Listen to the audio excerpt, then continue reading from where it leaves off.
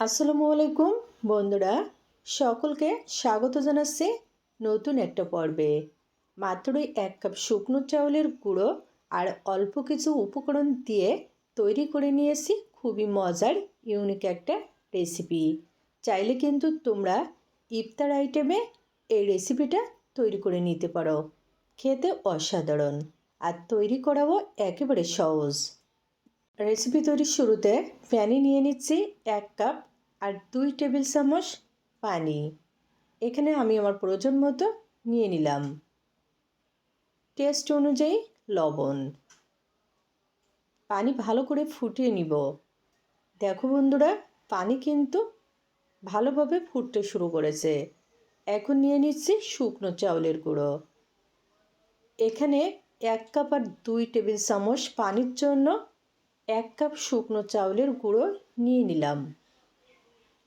এখন চুলার আঁচটা লো ফ্লেমে রেখে অনবরত নেড়ে ছেড়ে ডো তৈরি করে নিচ্ছি। যেহেতু শুকনো চাউলের গুঁড়ো দিয়ে ডো তৈরি করছি, এই জন্য কিন্তু চুলার আঁচটা অবশ্যই লোতে রাখতে হবে আর একটু সময় নিয়ে ডো তৈরি করতে হবে। তাহলে এর ভিতরে কোনো রকম কাঁচা বা আলো অংশ থাকবে না। তাছাড়া ডো যত বেশি ভালো করে তৈরি করে নেওয়া যাবে, নাস্তাগুলোও তত বেশি সুন্দর পারফেক্ট হবে। খুবই ভালো করে মিশিয়ে নিয়েছি আর সেই সাথে ডো কিন্তু এখন রেডি হয়ে গেছে। তো চুলা থেকে নামিয়ে নিয়ে ঠান্ডা করে নিব। নাস্তার জন্য পুর তৈরি করব, এই জন্য নিয়ে নিচ্ছি 150 গ্রাম চিনি, 1 চিমটি লবণ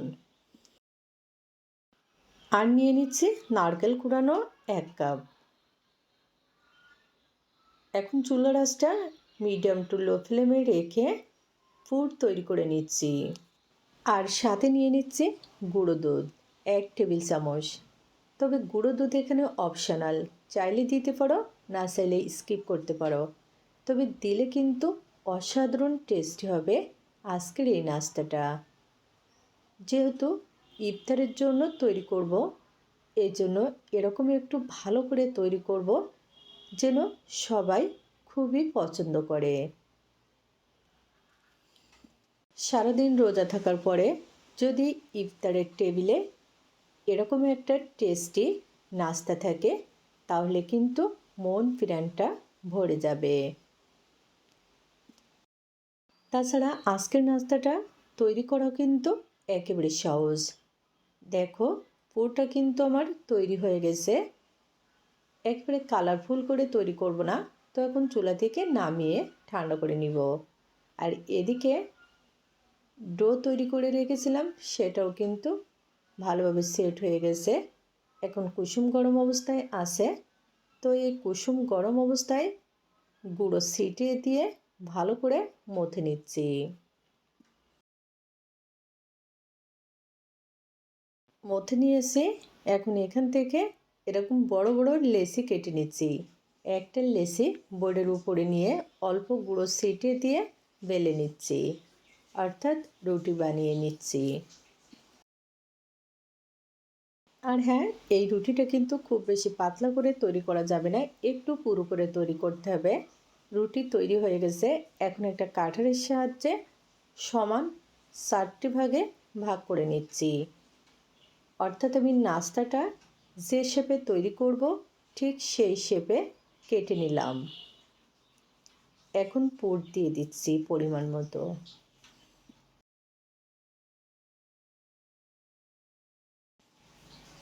পুর দেওয়া হয়ে গেছে। এখন কেটে রাখা অংশ উপরে দিয়ে দিলাম। এখন নাস্তার সারফেস দিয়ে এরকম একটু চেপে আটকে নিব ভালো করে, যেন ভাজার সময় খুলে যাওয়ার কোনো ভয় না থাকে। চেপে নিয়েছি। তো এখন ডিজাইন করে নিব। এরকম আঙুল দিয়ে একটু চেপে ডিজাইন করে নিচ্ছি। কাজটা কিন্তু একেবারে সহজ। তোমরা যদি ভালো করে দেখো, তাহলে কিন্তু তোমরাও খুবই সহজে এভাবে ডিজাইন করে নিতে পারবে। এভাবে ডিজাইন করে নিলে কিন্তু নাস্তাটা দেখতে খুবই সুন্দর লাগে।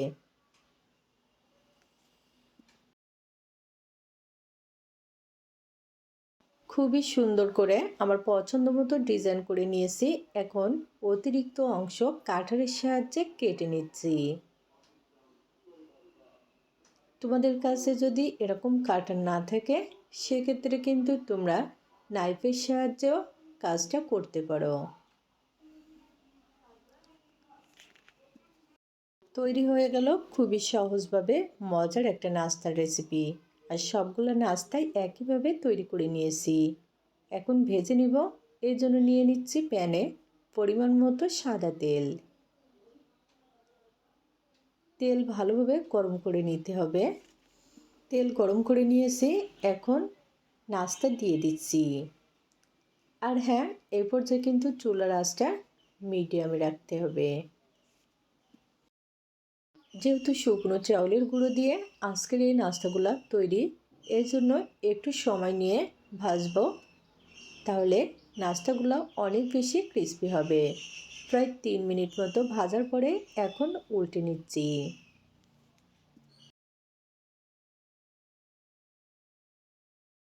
2 থেকে 3 বার উল্টে পাল্টে নাস্তাগুলো ভেজে নিয়েছি। সব মিলিয়ে প্রায় 5 থেকে 6 মিনিট টাইম লাগছে। দেখো, এখন কিন্তু অলরেডি খুবই সুন্দর একটা কালার চলে এসেছে। এর থেকে আর বেশি ভাজা লাগবে না। তো তেল থেকে নাস্তা তুলে নিচ্ছি। খুবই সহজভাবে ঝটপট মজার একটা ইফতার আইটেম তোমাদের সাথে শেয়ার করলাম। যদি ভালো লাগে একবার হলেও তৈরি করে দেখো। আজকে আর নয়, অন্য কোনো দিন দেখা হবে মজার কোনো রেসিপি নিয়ে। খোদা হাফেজ।